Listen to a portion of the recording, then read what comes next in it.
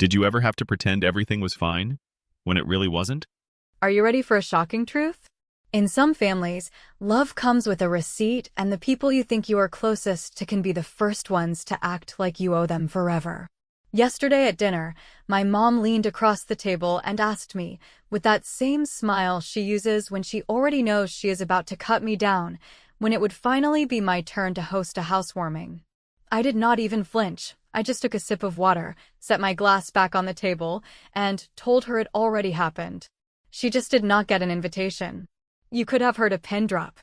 The silence after those words was not just quiet, it was loaded with every favor I had done, every bill I had covered, and every time I had been told to wait my turn. My brother Mark's wife looked confused, like she thought I was joking. Mom froze, spoon in hand. Mark smirked like he always does when he thinks I am bluffing. But I was not bluffing. A few weeks earlier, I signed the papers on my own place, a small but solid house I bought without their help, and I invited only the people who had shown up for me without asking for something in return. We had a cake, some takeout, and my best friend Ava brought a bottle of cheap champagne that tasted like victory to me. I did not post about it, I did not tell them, and I did not apologize for it. The truth is, I stopped needing their approval a long time ago. I just had not said it out loud until that dinner. Because while they were all celebrating Mark's housewarming with flowers and long speeches about family, I was still sitting on a piece of paper he signed 2 years ago when he asked me for a short-term bridge to close on his first property. It was supposed to be repaid in a couple of months. I have the signed IOU with his name and date. I kept it because deep down I knew this day would come. And when Mom looked at me across the table and tried to rewrite history like she always does, saying things like, "Family helps family, no one keeps score," I smiled and reminded her that keeping score is only considered rude when you are the one doing all the paying. I pulled 2 envelopes from my bag. The first was a copy of that IOU, clean and signed, with the amount written in my brother's handwriting. The second was a list of transfers and cancellations I had already filed. The family phone plan, which had been under my name since college, was being split by the end of the month. The utilities at my old place, which I had left in my name because Mom insisted it was simpler that way, were closing out. And every temporary favor that had turned into a permanent responsibility was being rolled back to its rightful owner. They all stared at me like I had grown 2 heads. Mark leaned forward, trying to laugh it off, promising he would square up soon. I leaned back and told him calmly that the due date had already passed, and unlike the past 10 years of my life, I was done chasing anyone. Mom shook her head, called me cold, and tried to make it about how families do not need contracts or papers. That is when I reminded her, without raising my voice, that papers are exactly what make the difference between a promise and an empty story. She did not like that answer, but I could see Grace looking at me differently, maybe realizing for the first time that her husband's version of events might not be the whole truth. The dinner limped along after that. No one had much to say except Mom, who kept throwing out little barbs about how I had always been too independent for my own good. I stayed quiet because I had already said what I needed to say. What struck me most was how none of them asked why I had a housewarming without them. They were not hurt that they had missed it, they were offended that I had done it without their permission. And that right there told me everything I needed to know about why I had been right to move forward alone. When I finally picked up my phone to check the time, a reminder popped up on my screen. It was the calendar alert for Mark's refinance meeting scheduled for the next week. I glanced at it, then looked across the table at him, laughing too loudly at one of his own jokes, pretending nothing serious had just happened. I locked my phone without saying a word, but in my head, I already knew exactly where this was going. Because if you think family silence at dinner is uncomfortable, just wait until a lender calls asking why the record does not match the story you have been selling. And that, my friend, was only the beginning. Can you guess what happened next? The morning after that dinner, I woke up with the kind of clarity that usually arrives only after a long drive and a quiet parking lot. And I decided that if I was going to stop being the unpaid manager of other people's lives, then I had to treat my own life like something that required a lock, a calendar, and a spine that did not bend every time someone raised their voice. So I made coffee. opened my email, and started the list that would turn boundaries from a feeling into actions that could not be talked away.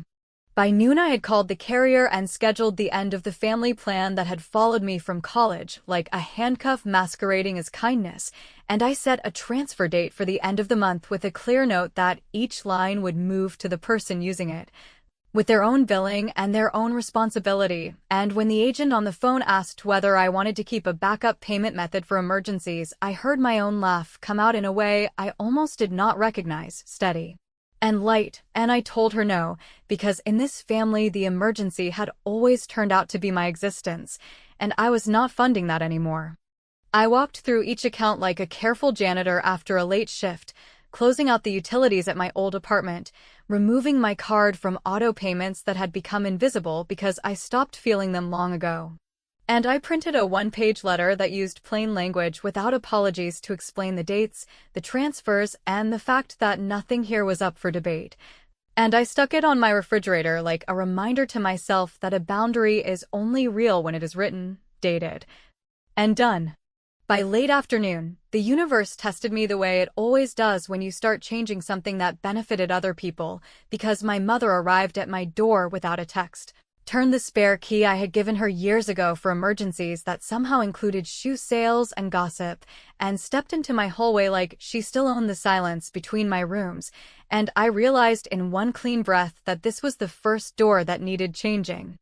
She smiled that wordless smile that is really a warning and said she had been in the neighborhood and wanted to see the mysterious house I bought without family input, and I told her, without raising my voice or padding the truth, that I was happy she was safe and that going forward all visits would be by invitation and during hours that I choose, and that the spare key was no longer valid because the locks would be changed that evening, and I watched the words land in the air between us like a heavy book closing on a story that never had an ending, only loops.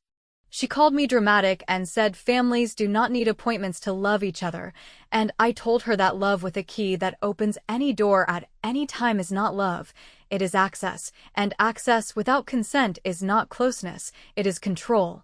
And if she wanted a tour, she could text me next week, and I would pick a time that worked. And when she shifted to the old script about how my brother had always needed more understanding than rules, I did not follow her into that maze. I simply handed her a small padded envelope with the key she had just used and a plain card that said visits by invitation only, which in my language translated to I love you enough to stop letting you treat my space like a hallway in your house.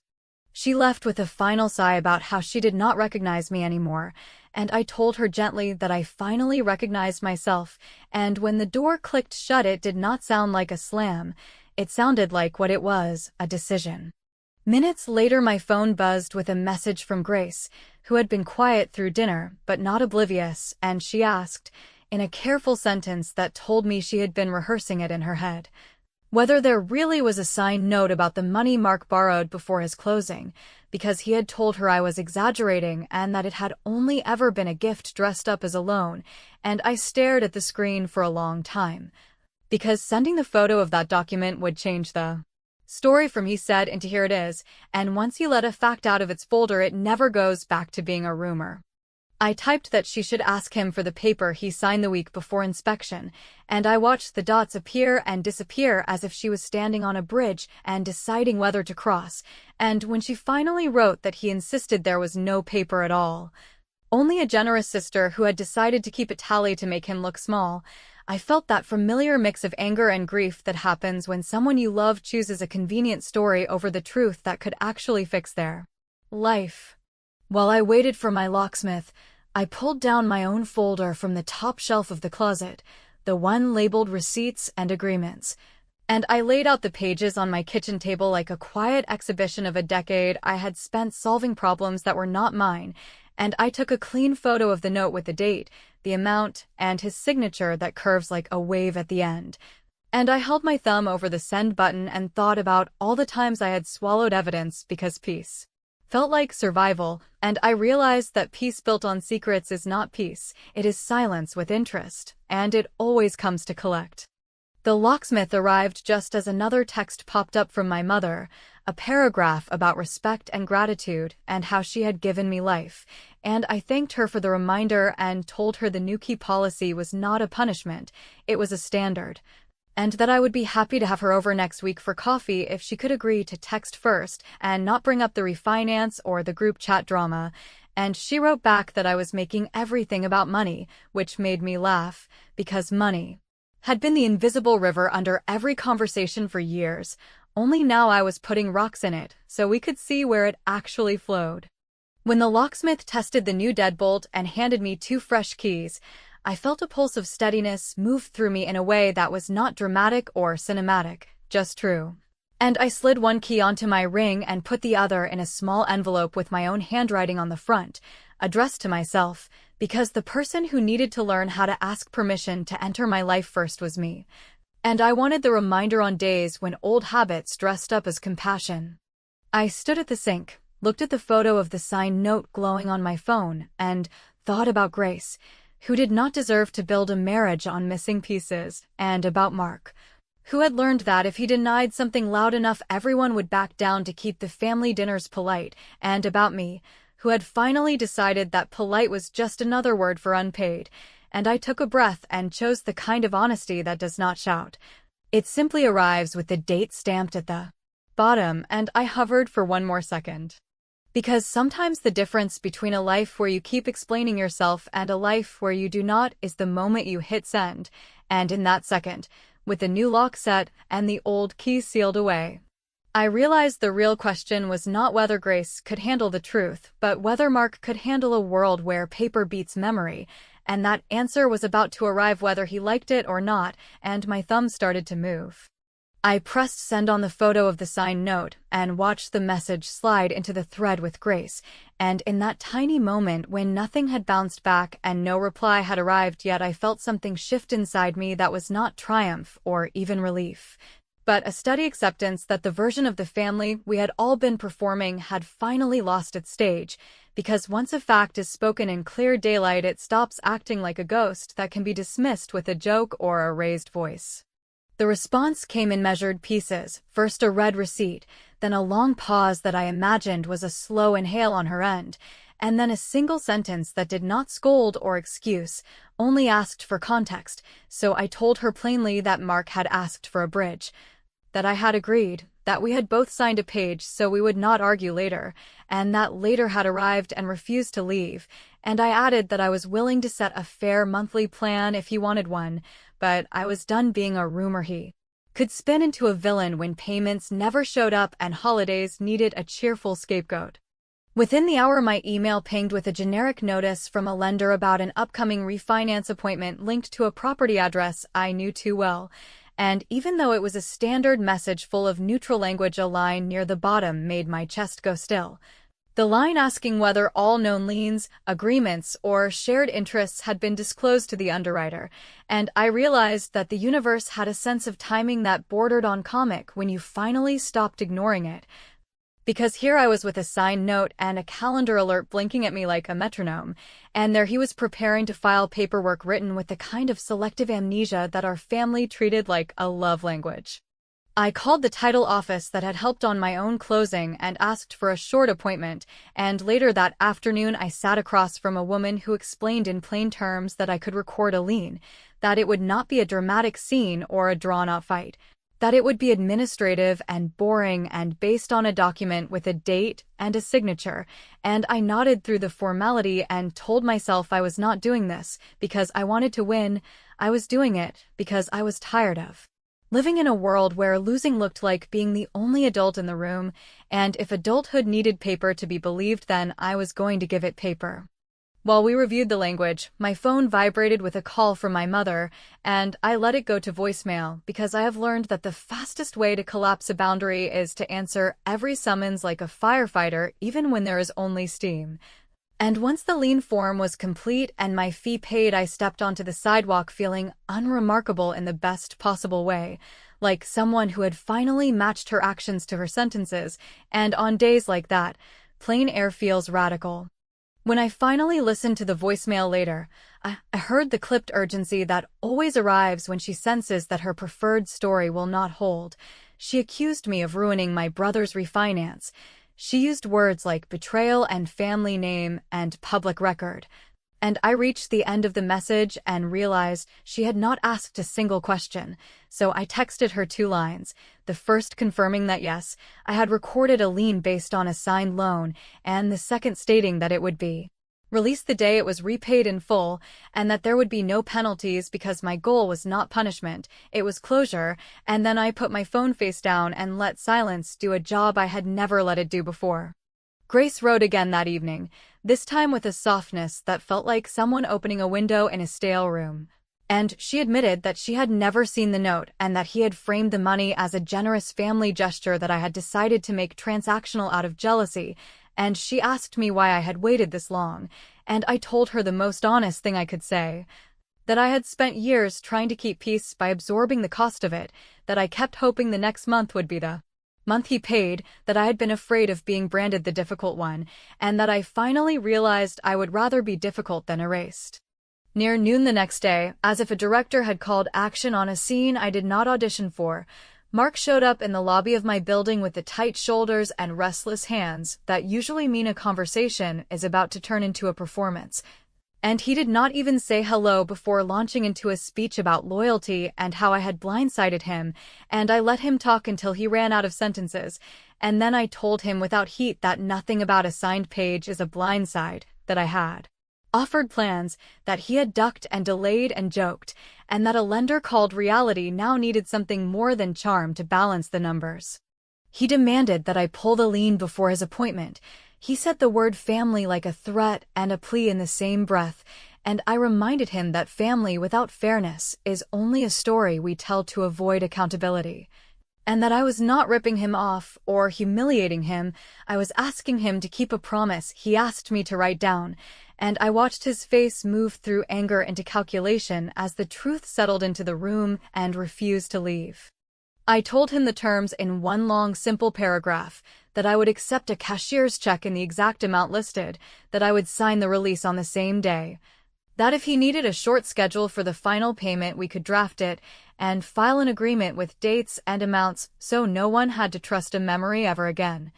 and that if he preferred to fight I was prepared to let the paper sit where it sat and let the numbers do their work, and for once in our long history he did not interrupt me. He only stared like he had discovered the door he used to walk through without asking now how to lock he did not own.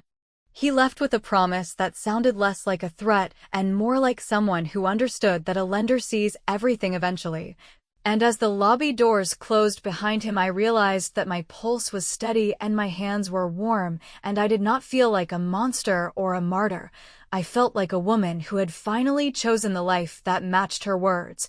And I went upstairs and made tea like it was any other day, because in a good life the dramatic parts do not get the longest leash. That night my inbox chimed with a message from the lender requesting confirmation of the lien details, and I replied with the document number and a short note stating my willingness to release it upon payment. And I copied Mark so there would be no confusion later, and a few minutes after the email went out my phone lit with a message from an unknown number that turned out to be the loan officer asking whether the parties could resolve this before closing to avoid delays. And I answered that resolution had always been available, it had simply not been chosen, and that if it was chosen now I would sign with a clear hand and a lighter heart. When I finally turned off the lights, I thought about the old version of me who would have cried and begged and offered discounts just to smooth everything over before the weekend, and I sent her a quiet apology for the years I let her do that. And then I thanked the current version for learning how to make a choice that did not require applause to be real.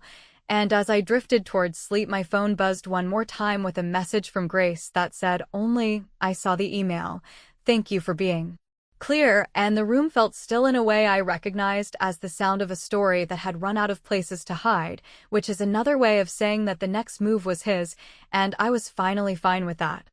By morning the story had migrated to the place where our family performs most of its righteousness, which is the group chat that claims to be about birthdays and Sunday plans, but turns into a courtroom the minute someone refuses to donate peace on demand. And as the messages started rolling in with selective memory and old grievances presented as proof, I felt the familiar tug to jump in and explain myself like a defendant who still hopes the jury will fall in love with her, yet I kept my phone on the counter and let the flood pass around me while I brewed coffee and reminded myself that silence is not surrender when you have already built your case with facts that can sit upright without applause. My mother relieved herself of a long paragraph about loyalty and tradition and how I had always been dramatic. My brother added a half-joke about me making a simple family matter into a legal production. And two cousins who usually stay invisible emerged to say that while they did not know the details, they just felt in their bones that I had gone too far. And as I read the flurry of sentences that tried to turn my boundary into a character flaw, I realized that even if I wrote an essay with dates and dollar amounts and messages attached, the people who were invested in me being wrong would find a way to keep their investment safe. Therefore, I chose a different path that would not attempt to manage feelings, but would make it impossible to misstate the record. I opened a new email and addressed it only to Grace, because she was the one whose life would be most affected by the truth and the one who had shown me the courtesy of a real question, and I attached the copy of the signed note. A simple ledger that showed every promised payment and every month that slipped by without one, and a screenshot of the text he sent the week before his inspection asking me to float the bridge until closing, and in the body of the email, I wrote a paragraph that did not accuse or beg for understanding, and instead stated calmly that I was not trying to embarrass anyone or destroy anything, that I was making sure the ground we all stood on was not quicksand, and that I would release the lien the same day the loan was satisfied, with no penalties or added drama, because I was not interested in revenge dressed up as justice. I hit send and felt the room become very quiet in that way it does when the loudest person finally runs out of air, and within minutes my mother called me, so I let it go to voicemail again. And when I listened later, I heard her insist that I had broken the family's spine by bringing strangers into our private matters, to which I whispered to an empty kitchen that consequences are not strangers. They are the relatives we pretend not to know until they show up with luggage, and that I was done hosting them alone. The group chat ramped up with new angles, my brother claiming I had promised to write the loan off as a gift because I had no use for the money once I bought my own place. One aunt warning me that public records live forever and future employers might judge a woman who weaponizes paperwork against her blood. And a friend of my mother's chiming in from nowhere with a sermon about forgiveness, as if the absence of a bill equaled the presence of grace, and I laughed once, not cruelly, just in that small private way a person laughs when she notices that everyone is debating a feeling while the paper sits there saying the same thing in every light. I typed a final message to the group that was so short it almost surprised me, a single block of text listing the actions already taken and the dates by which transfers would be complete, the end of my participation in the family plan, the revocation of the spare key and the policy for future visits, and the exact method for satisfying the debt so that the release could be filed without delay, and I added nothing about betrayal or love or history because I have learned that history lives best in files, not in chats that reset every time a new argument requires amnesia. Then I left the group without a flourish and felt my shoulders drop like they had been holding a backpack I did not remember putting on. In the new quiet, my phone lit with an email from Grace that contained no apology and no defense, only a line that said she had read everything and needed a little time to talk to her husband before she replied with next steps. And a second later another message arrived, this one separate, that said thank you for not yelling, which told me more about her last few days than any speech could have, and I sent back a single sentence saying that truth does not need volume and that I would be here when she was ready to discuss a plan that worked for everyone, including the lender who did not care about our holidays or our stories, only about the math. That afternoon there was a knock that did not sound like a neighbor or a delivery, and when I opened the door I found Grace on the landing with a small stack of mail addressed to me that had been mixed into theirs. Along with a manila folder she held like a thing that might burn if gripped too tightly, and she stepped into my entryway with the cautious politeness of someone who has been told she is walking into a war and discovered instead a room with a table and a glass of water.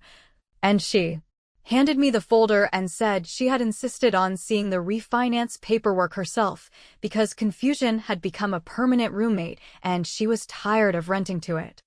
We sat down and she spread the pages between us, and there it was in black type and polite clauses, the proposed terms that treated the bridge like a rumor that needed no mention. The disclosures that pretended every dollar in the down payment had sprouted from savings and discipline rather than from a sister who had been asked to be a bank without a title. And she looked at me with a kind of weary clarity and said she did not want to live in a house where the foundation was laid on two different stories, because houses built on two different stories always tilt, and I told her I respected that more than I could say. She asked whether I would be willing to sign a release the day the cashier's check cleared if she made sure it happened, and I said I would, and that I would do it without commentary, because closure does not need a soundtrack. And she nodded and pressed her lips together in a way that told me she had already started planning a conversation that would not be easy, and she stood up and thanked me for being specific when everyone else had been loud. And she left the envelope on the table because sometimes the truth needs to sit for a minute where it can be seen. When the door closed behind her, I felt no triumph and no despair, just a steady sense that the story had finally found the page it was supposed to be written on, and I cleaned the counter and stacked the papers and looked at the new lock that gleamed softly in the late light. And I thought that maybe the thing I had been chasing all these years was not approval or harmony or even repayment, but the simple right to live in a life where the door opens when I choose and the bills have names that match the benefits. And as I turned off the kitchen light, my phone buzzed with a new message from my brother that I did not open, because sometimes the most powerful sentence you can write is the one you delay. And tomorrow would be soon enough to see whether he had finally decided to live in the same reality as the rest of us. By the time the weekend reached that slow hour where the city finally exhales and the phones start to feel heavier than the hand that holds them, I had already decided that the end of this story would not be a courtroom or a confession booth, but a table with chairs and documents that speak in one voice. So when my brother texted to say he wanted to talk face to face and not in the performance space of our group chat, I picked a neutral coffee shop 2 blocks from the lender's office, told him the time in one clear sentence, and packed a folder that contained the signed note, the lien record number, and a plain release form I had downloaded and filled in with everything except the payoff confirmation. Because while I had learned to expect interruptions and delays, I had also learned that preparation takes the oxygen out of chaos. He arrived with the familiar swagger that often hides a man who has run out of script but refuses to put down the microphone, and he started with a line about how I had taken a family misunderstanding and turned it into a legal blockade. Yet before I could respond, a loan officer walked in with a paper bag and a wave that passed through us like a weather front, which served as an accidental reminder that none of this was an opera in which we were the only performers, since banks and records and dates do not care who is a golden child and who is a convenient mule. They only care whether amounts match claims and signatures match names. Therefore, I asked him to sit and listen to me say one long paragraph that had no cruelty in it and no begging either. Only terms that would make this finish clean. I told him that I would accept a cashier's check for the exact amount listed on the signed note. That the moment the bank verified its authenticity, I would sign the release of lien in front of a notary and submit it to the clerk that same afternoon so his refinance could move without delay. That there would be no late fees or penalties or speeches from me in any direction, and that I would not entertain complaints about embarrassment or loyalty, because a promise kept on paper is the quietest kind of loyalty there is. And while I spoke, I watched the way his hands settled and the way his eyes moved from my face to the folder to the window and back again, like someone realizing that the exit he used to take is now a wall with a door that opens only when the handle is turned with the right key. He tried one last pass at the old terrain, suggesting that I forgive the balance as a gesture to restore harmony, and I answered that harmony built on debt is a choir humming over a leaky roof, and that I did not need his apology or his affection to live well. I only needed him to make his numbers equal his words, which is a standard so basic that even people who do not like each other can meet it and still sleep peacefully. Then I slid the release form toward him so he could see that my promise was not theatrics, it was work already half done. The next part lasted only a few minutes, but somehow took years off my body. because he stood, walked to the counter without a comment, returned with a receipt for a cashier's check purchased on his phone's banking app and a confirmation number that the teller was printing it in the branch next door, and then he left to pick it up without looking at me, while I waited with my hands on the table and my breath steady. And when he came back, he did not try to break the moment into a joke or a scolding. He simply pushed the sealed envelope across the wood and watched me open it, and for the first time in a very long time I felt us both living in the same air. We walked together to a notary who looked like she had seen every version of this ritual many times. I signed the release as soon as the bank verified the funds. He signed the acknowledgement like a man finally introducing himself to his own consequences. And then we stepped back onto the sidewalk without a hug, because closure has its own body language, and it does not always move like affection, and I told him that as far as I was concerned we were square, that he could tell whatever story he needed to save face at dinner as long as the facts remained where they were, and that if he needed a sister he could call me in an honest voice next time instead of using charm as a dead instrument, which I suspected he heard even if he did not nod. On my way home I stopped at a mailbox with a single envelope already stamped and addressed to my mother, inside of which I had placed the old spare key and a small card that said "Family is invited, entitlement is not." And I slid it into the slot with a calm that surprised me, because I had expected to feel either guilt or triumph, and instead felt something steadier, which is the quiet that arrives when you stop renting your life to other people's emergencies and by your own front door with a lock that you control. Then I went home and set the notarized release on the counter like a final book on a shelf that had been waiting for its ending. Grace called that evening, and her voice sounded like someone who had been moving furniture and finally sat down. She thanked me not for mercy, but for clarity, which is the kind of gratitude that does not demand more from you later. And she said that she and her husband would be having a different kind of conversation now that the facts were not floating, and I told her I wished them peace that did not depend on me erasing myself, which she received without defensiveness, and then we ended the call without promises of brunch, because sometimes the most loving thing two women can do is leave each other alone with the truth and trust that it will do its job. That night I hosted a small gathering for the people who had shown up for me without invoices disguised as hugs. We ate simple food and told stories that did not require anyone to shrink. And when the last guest left, I stood in the doorway with my hand on the new lock and realized that the real revenge had never been the lien or the exit from the group chat or the returned key. The real revenge was building a life where I did not need any of them to be smaller for me to feel big, and where my yes meant yes because my no finally meant no, and I smiled, not at anyone in particular, just at the fact that the room was mine, the rules were mine, and the quiet belonged to me. When the lights were off and the house was still, I understood that I had not cut my family out of my life so much as I had cut the debt, the drama, and the door that never closed. And in the space that action created, I could hear a sentence I had been trying to write for years arrive with no strain at all, which was that I was not asking anymore. I was choosing, and that choice had changed everything without requiring permission. And in that final understanding, I knew the story had ended in the only way that would let me keep living it, not as a warning and not as a spectacle, but as a woman who turned the tables by standing up, paying herself first in courage, and walking away with the kind of victory that echoes every time a lock clicks from the inside.